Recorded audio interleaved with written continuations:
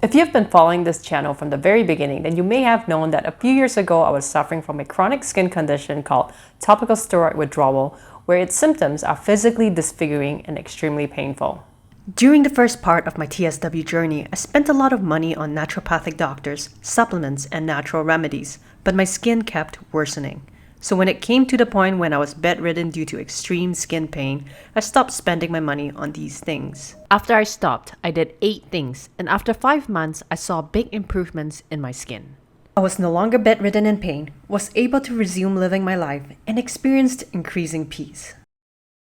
While today I sometimes get eczema flare-ups caused by triggers, I've been clear of TSW symptoms for about a year and a half. Everyone's recovery journey is different, and there are many pathways to a full TSW recovery. But in this series, I'm going to share 8 effective things I did that helped me recover. Each of them are equally important. Even if you don't suffer from TSW, incorporating these 8 things into your lifestyle may help you experience increasing happiness, mental clarity, and freedom in life. Come, follow me on my journey towards a happier, healthier, and freer life. Subscribe to be notified on upcoming videos. Some of you may know I launched a collection of cold weather scarves, especially designed to comfort those with sensitive skin. So if you find scarves scratchy, check out freendcat.com.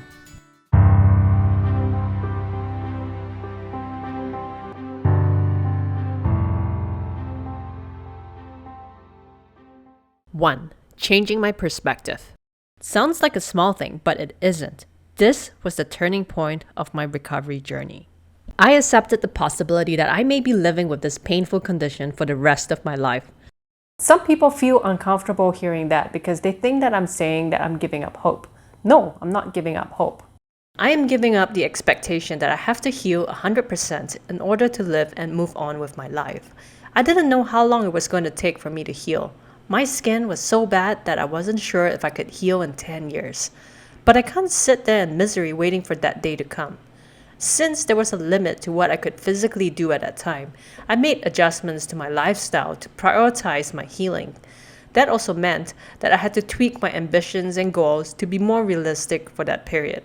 Some things had to be put on hold, and that's okay, because mentally I'm not stuck anymore in fear, depression, frustration, and bitterness, which, by the way, are natural reactions to disruptive change in our lives.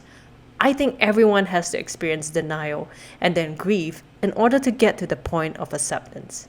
And once we get to the point of being able to accept the change in our lives, it frees us to move forward to building our new reality. By the way, the length of time a person stays in each phase will differ based on each person. Changing my perspective helped me get to the acceptance phase faster. 2. Discerning unhealthy friendships. Unfortunately, I had to rethink about a couple of long-term friendships that constantly triggered unpleasant emotions. With some friendships, I'm able to communicate how I feel truthfully, but with others, it wasn't. And instead of trying to make or hope for someone to change, I had to distance myself from them. What I've learned is that when times were good, it's easy to let things slide. But when you're struggling in life, you got to put your mental health first. And these were not easy decisions to stand firm on. But when the negative vibes are gone, I was able to sleep better because I eliminated those situations where a bad mood would linger on for days after talking to them.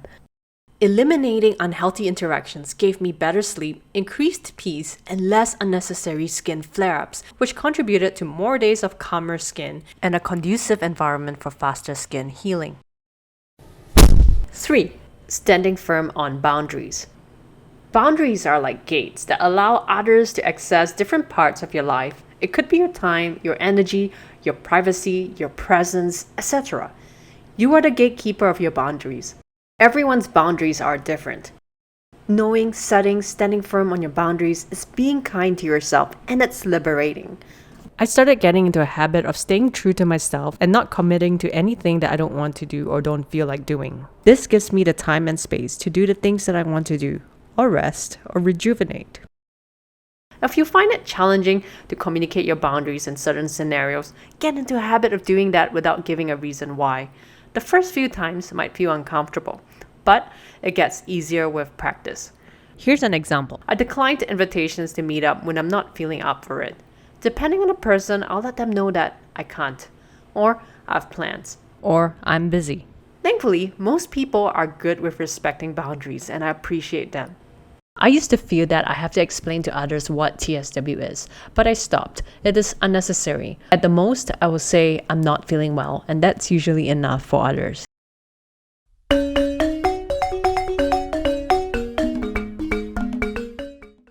So these are the first 3 out of 8 things I did during my worst days of TSW, and it was incredibly liberating. Every time I did them, I felt an immediate itch relief. And the best part, they don't cost a single cent.